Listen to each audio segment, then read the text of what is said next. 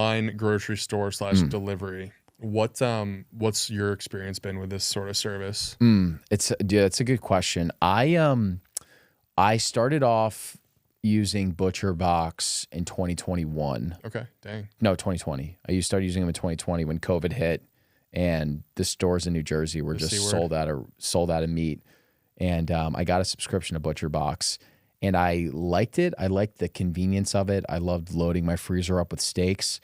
I will say candidly that I thought that the discrepancy in quality was very different from one box to the next, which makes me think that they're getting their stuff from a bunch of different farms. I don't know if that's true or not. Yeah. I would just find that some boxes it was delicious, and the other box I was like, this meat is absolutely terrible. Rancid. That's just fully transparent. Yeah.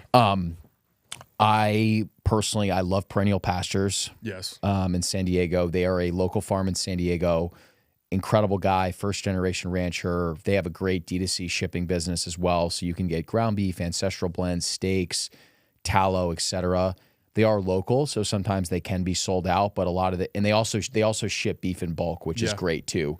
Yeah. So I love their mission. Yeah. It's an incredible mission, amazing people, awesome farm. We've been out there multiple times, and they're one of the few ranches that is actually logistically able to ship beef in bulk. So if you want to do a smaller beef box, you can do that. But also if you want an eighth, quarter, half whole beef, they also ship that right to your front door with a chest freezer, which is pretty sweet. Sending chest freezers across the country. Oh, he's a maniac. A madman. Yes, you can get a chest freezer.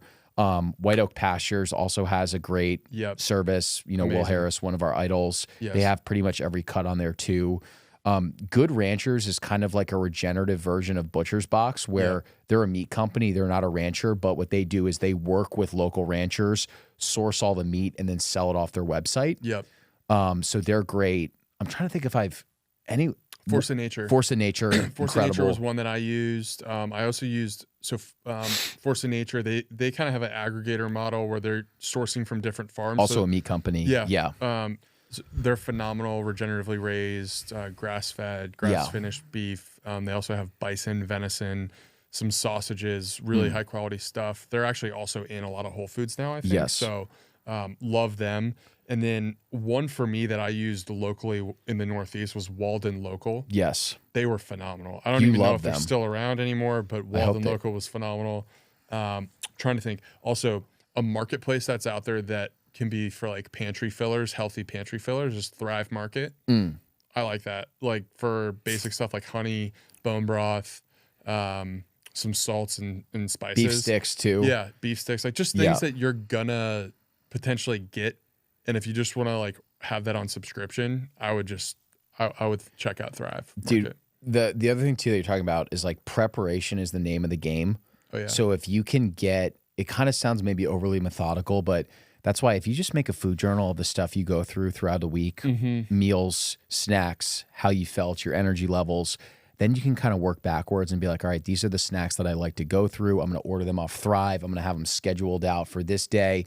And then you always just stay loaded up. That was one of the things we talked about in episode 1 is when you don't prepare, that's when you're so susceptible to getting off the path. Totally. And when you have your freezer and your fridge and your office filled with these incredible snacks that are actually nutrient dense and good for you while also being delicious, that's really how you stay on the path. Yeah.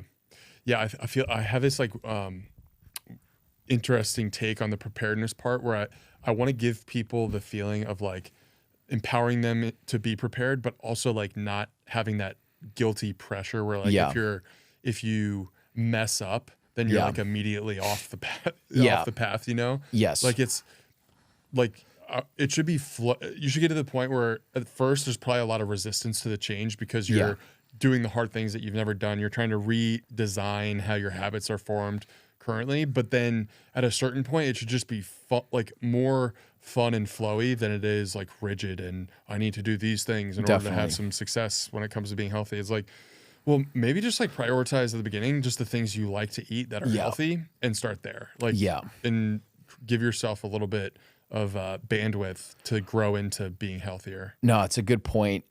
To not be overly robotic and overly methodical. And I also think there's this element of you need to know yourself and your emotional relationship with food, which is what you talked extensively about in episode 1.